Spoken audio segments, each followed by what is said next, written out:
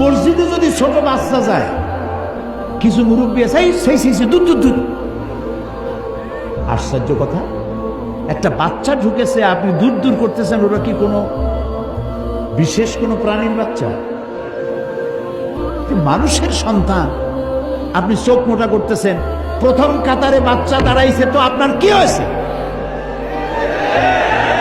আপনি কেন ধমক দিবেন? এটা আল্লাহর মসজিদ, এটা আপনার মামু বাড়ি না। বাচ্চা ছেলেটাকে আদর করে। বরং আমি বলতে চাই, পকেটে 2-4টা চকলেট রাখেন মুরব্বীরা। কোনো বাচ্চা যদি মসজিদে যায়, নামাজ পড়তে দেখেন, বেরোবার সময় ওর হাতে মাথায় হাত বুলাবেন। বাবা তুমি নামাজ পড়তে আসছো, খুব খুশি হয়েছে। তোমার নাম কি বাবা?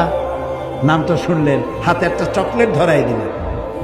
বাচ্চা মনে করলো মসজিদে গেলেই তো চকলেট পাওয়া যায়। আর যে ধমক দিছেন, ও বাড়ি যায় মার কাছে বলবে, মা আমি জিন্দিগিতে মসজিদে আর যাবো না।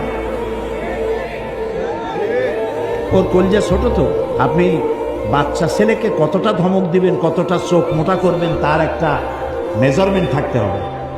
ছোট্ট বাচ্চা ধমক দিবেন 1.5 মণ ওজনের, তো হার্ট ফেল করবে।